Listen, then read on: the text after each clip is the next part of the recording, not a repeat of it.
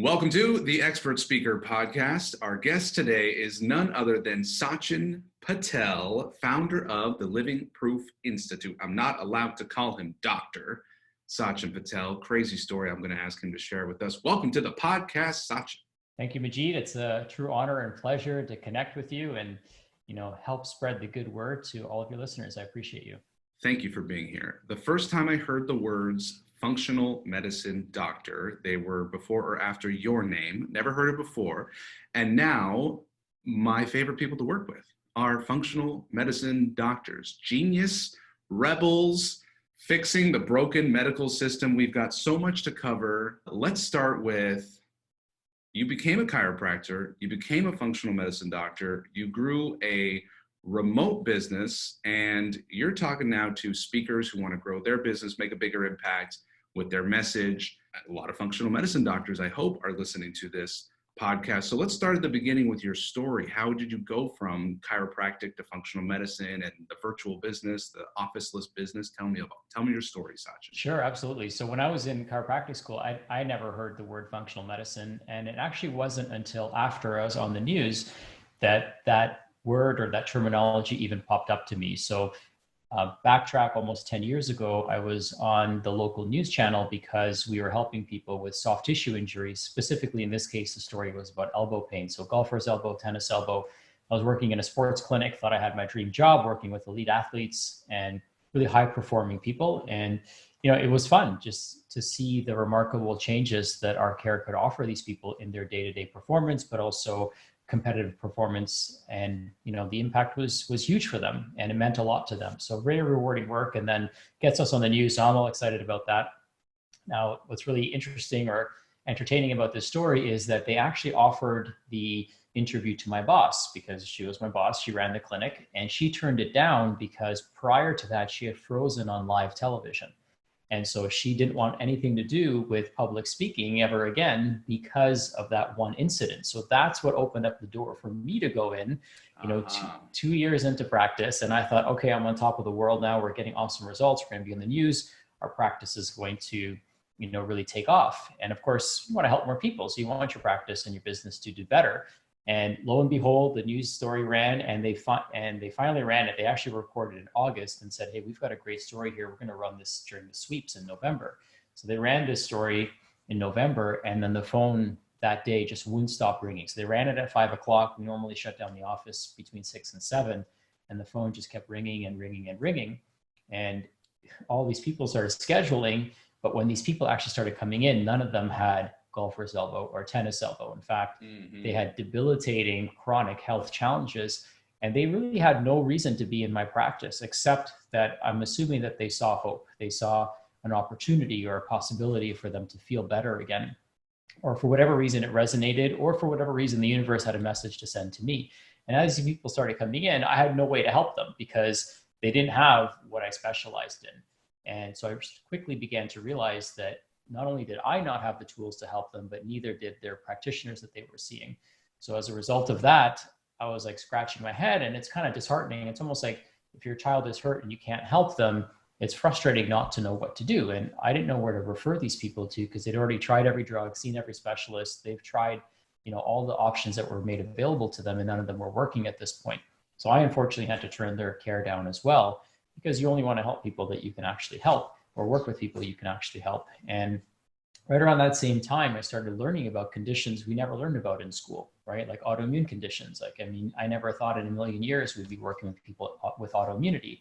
And so I started getting emails from somebody else who was actually educating practitioners about treating these complex conditions. So it was just totally random that I got this email.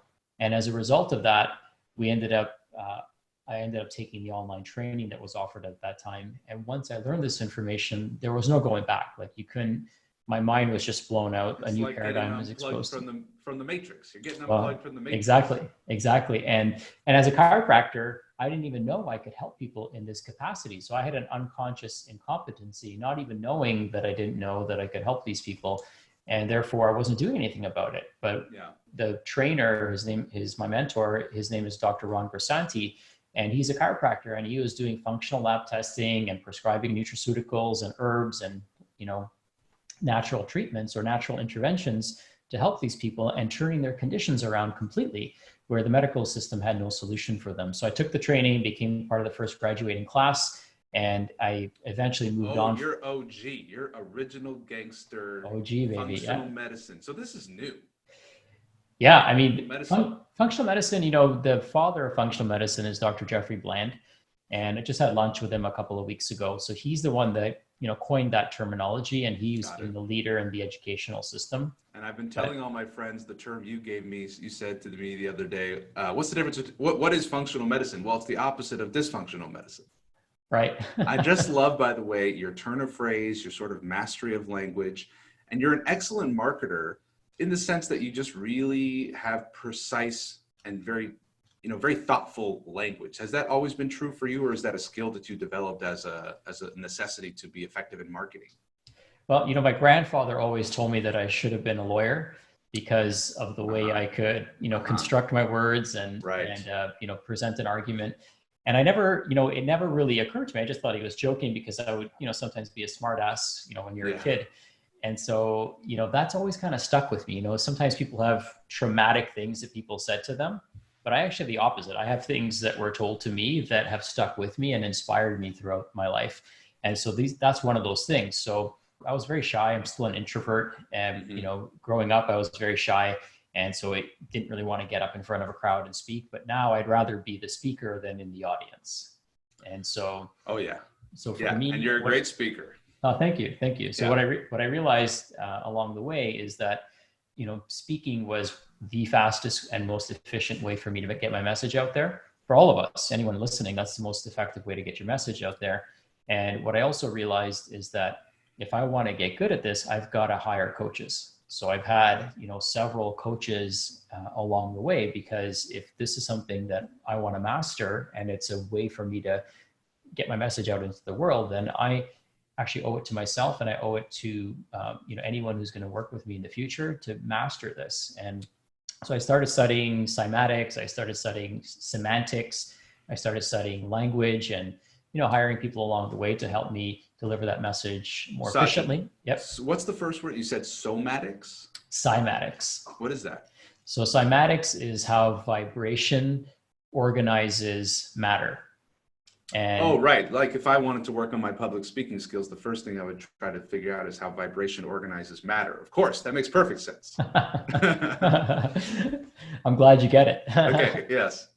Okay, so take me back to the beginning when you did not have as many patients as you wanted, brand new practice, and you say to yourself, public speaking, workshops, the fastest way to get my message out there. Were you like, okay, I got to book a room at the community center and print some posters up and stick them on the telephone poles? Or like, you know, my big question is, how do you get people to show up to your workshop? I'm sure you're very thoughtful about how you title it and the words you put in the descriptions. And I know, you know, if your workshop is like a month away, you could technically be marketing it all day, every day, but you also have a business to run. Mm-hmm. So what have you found to be the most effective ways to title and describe your workshops? What have been the most effective locations that help you attract the right people into your business? And so what is sort of your tips to success in getting the workshops out there? Yeah, so great question. And I'm just going to write those things down so I can make sure I come back to them. So in terms of where I would host my workshops, I actually started off one of my initial practices once I left that first associateship that I had. I was picked up by another company, and we were operating our practices out of gyms. So they gave me a little bit more autonomy to do functional medicine and to do chiropractic. So I had a hybrid practice, and I was really passionate about, you know, speaking. And so we had a practice inside of a gym. So we had traffic, we would put signs up outside. We would let our clients know that we're doing a workshop, that they could invite their friends and family members. So I had kind of a lot of foot traffic, and that was one of my unfair advantages, so to speak. In hindsight, you know, I didn't realize how lucky I was to have all that foot traffic, because it costs money it costs money and effort to put butts in seats. Yes. After I left that gym location, I ended up moving across the street. So it's still pretty close to it. And we would host either in our office, because we had a smart office and we had a beautiful 30-person boardroom that we could host our meetings in, or I would host it at the local library or community center. So this was, we're talking about 8-9 years ago. Yeah. And so the way we would market those workshops is we would send a message, an email to our list. And in fact, I've been using Eventbrite from its very inception. And we would, upload our list to Eventbrite and then send everyone an invitation email that they would get. And so maybe not the best, strategy today in this day and age, but that's what we were doing at the very beginning. And again, if you don't have an autoresponder service, if you don't have like Infusionsoft or ActiveCampaign or MailChimp, you can upload all the emails and send an invitation directly through Eventbrite. So that's actually a free service that they provide. Do that. You can do that now as well. And then we became a little bit more sophisticated. We started, once we kind of tapped out our list, so to speak, then we started doing some online marketing, using Facebook as a strategy, of course, and, promoting through Facebook advertising. And Facebook advertising has gotten a little bit more challenging with the healthcare side of things, because you can't say certain things. Right. So you have to be it's like walking on eggshells sometimes. You got to be very careful and tactful in terms of how you present what you're offering. So you can't say words like treatment or cure, or you can't promise results. You can't say weight loss, for example. That's like a word that'll give you a red flag. You have to be very careful, but also very precise with how you articulate what you're offering people. And another thing too, I realized is that the more specific you can get in terms of the pain point of the audience member, the more likely they are to, take action, right? So the information that we present as functional medicine practitioners, one of the gifts and curses of it is that we could present it to the same information same 6 causes can be presented to hundreds of different diseases, so to speak, right? So the same principles I use to heal your rheumatoid arthritis is the same principles I use to heal your psoriasis or alopecia or vitiligo or Crohn's disease. It's the same foundation. And so bingo, I got all those. We're listing off all those. That's cool, man. So what we would have to be careful of is you wouldn't want to say, oh, like, come and find out how to live your best life. You would have to speak to the person's pain point, and there would have to be a common language of that diagnosis that they got, that they would have to see in the title so that they know that, hey, this is for me. Right. And I've learned this from you, Sachin. You've really opened my eyes about like the medical system, how everything wants to be labeled, everything wants to be diagnosed. So if your audience out there says, I got vitiligo, and they're scrolling through their social media and they see, oh, vitiligo info session at the community center, then you have their attention. Right. Exactly. So for those of you who are listening, if you're in the medical space, naturopathic doctor, functional medicine doctor, chiropractor, or you just want to see how a practice is well run and well advertised, Google Sachin Patel, SACHINPATEL, Living Proof Institute. That's your clinic. And then you also have a mentorship for functional medicine doctors, naturopaths growing their practice. That's called Perfect Practice. And I got to give you props for your book, also called Perfect Practice. Seriously good book. Dense with it's like a marketing masterclass with the clinician in mind. What I love about the work that you do is you figured out a lot of these marketing challenges, and for your mentors, you go, please don't reinvent the wheel. Just copy and paste my campaign and use it in your community. You're doing great work, and you're helping these people get the message out to find their clients. You're now how many years into practice? 10 in functional medicine? 2006 is when I first started learning about it and took the training. So yeah, it's almost been 13 years. Yeah.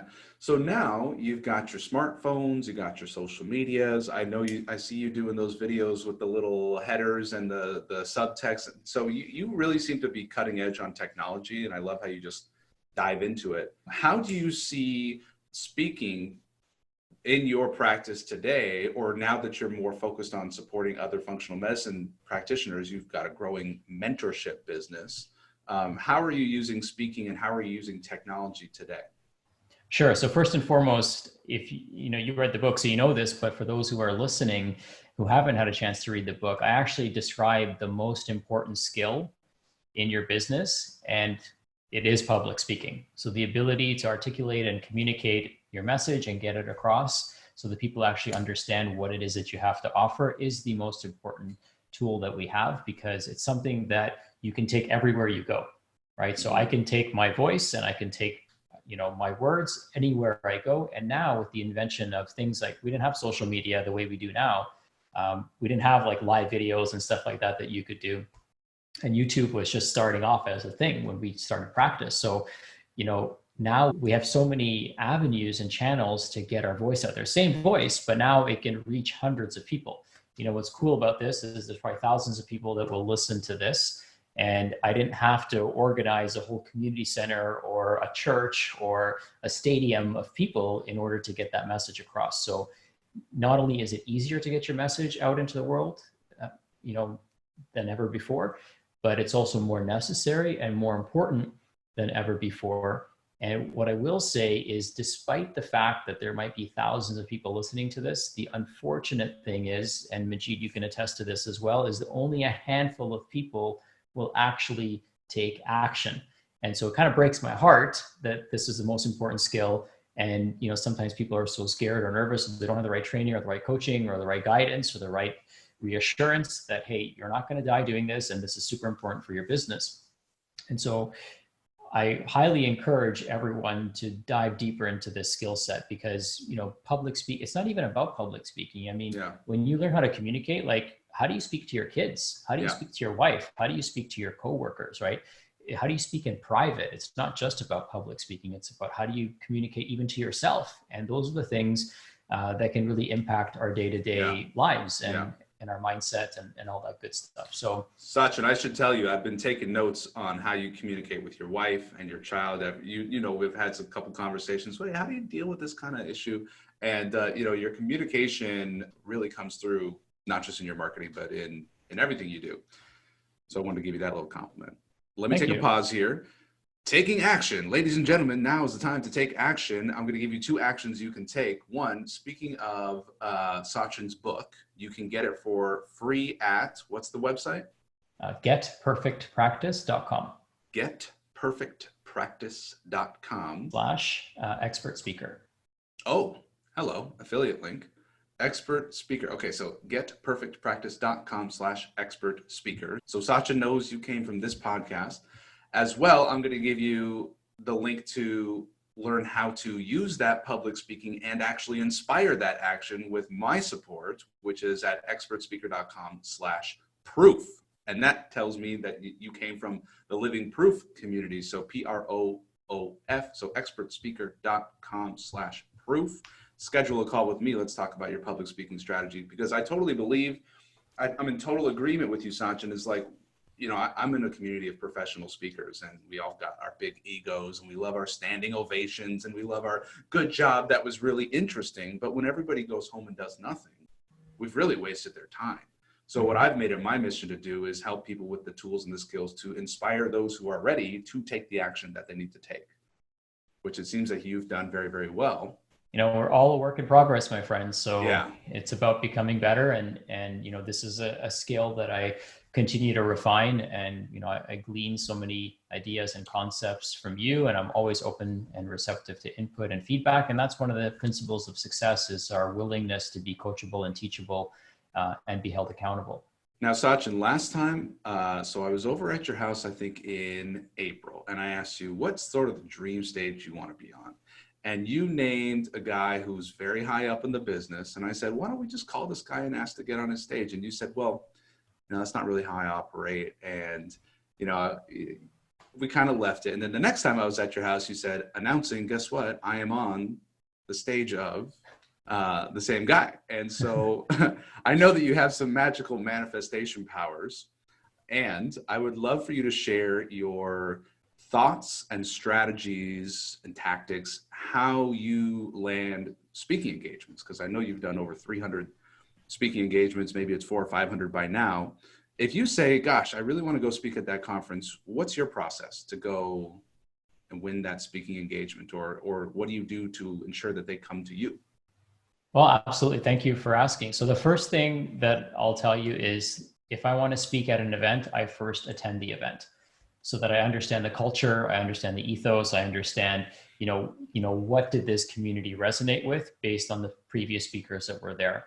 And then, can I add value into this community, right? Does the message I have to say, is it just parroting something that they already know? Or is it, adding new ideas and new concepts that can be complementary to the culture of the organization. So that's one of the things I always attend, and I have a minimum attendance level of 2. So I'll attend twice, and then if I can't add value by being on that stage, then that's kind of where it ends for me, in the sense that I only want to go places where I can add value, right? So for me, that's a big deal.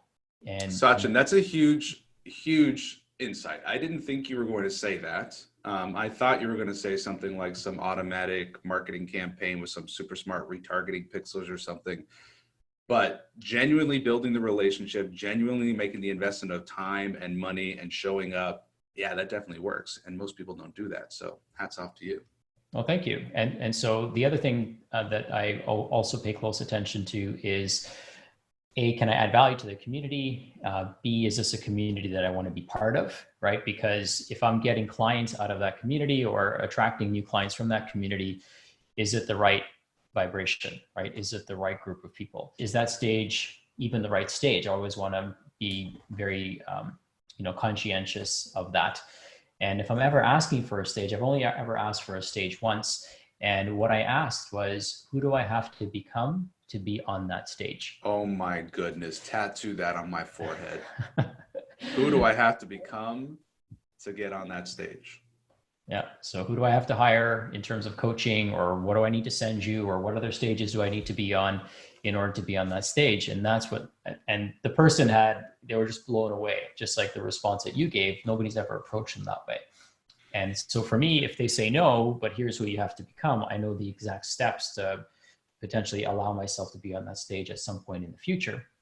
The other thing that I kind of a philosophy that I live by. So I believe in ancient wisdom and timeless wisdom. That's the principles I use to live my entire life and my business and everything, because I want to create things that have withstood, or that will withstand the test of time. I don't want to create a business or a movement that dies when I die, right? I want to create something that is built in the principles of success. And I actually did a whole webinar on this to a group of people, and it was like blowing their mind, because they had never looked at things from this perspective. So in life, nature is probably our greatest teacher. It's our greatest metaphor for everything. And in life, there's one of two options. You can either be the flower or you can be the bee.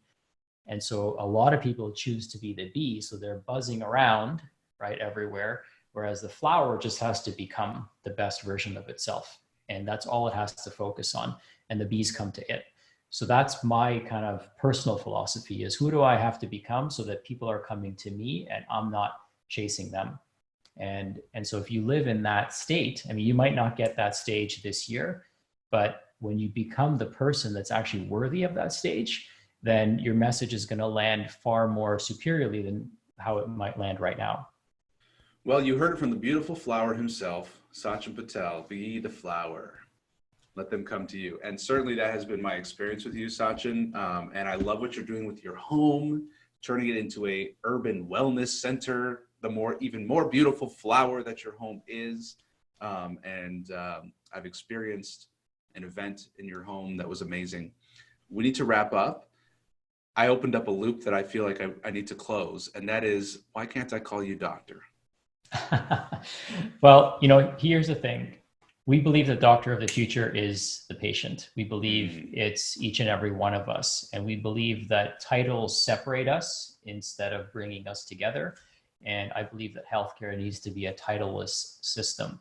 As a non-practicing physician, as somebody who's retired their license, it actually allows me to speak my truth, right? Hence, the ability to get this message out there, and there's nothing that they can take away from me. So a lot of doctors are afraid of losing their license, but if you're unlicensed, there's nothing that they can take away from you, right? They can't take your voice away. As a civilian, you actually have more freedom of speech than you do as a practitioner.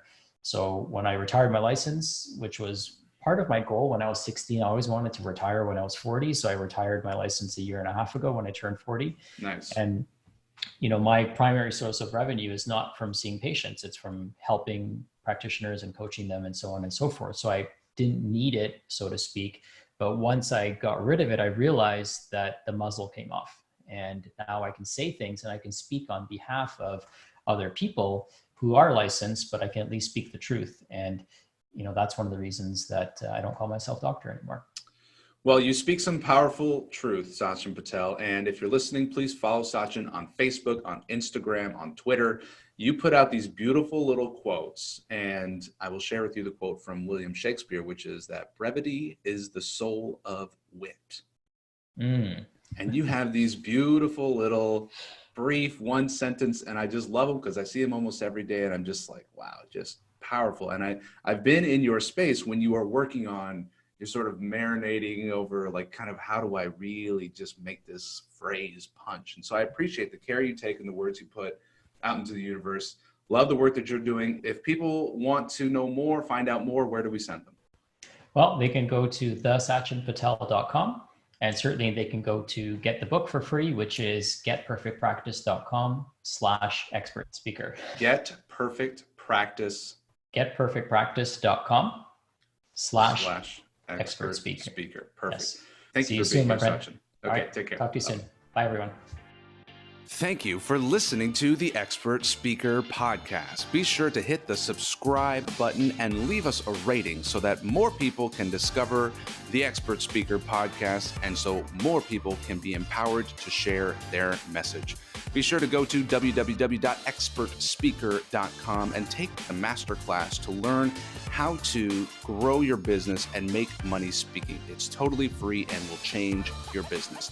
If you're ready to work with Expert Speaker, you can apply. Just go to expertspeaker.com/apply, and someone from our team will be in touch with you to help you grow your business with public speaking. That's expertspeaker.com/apply. We'll see you in the next episode.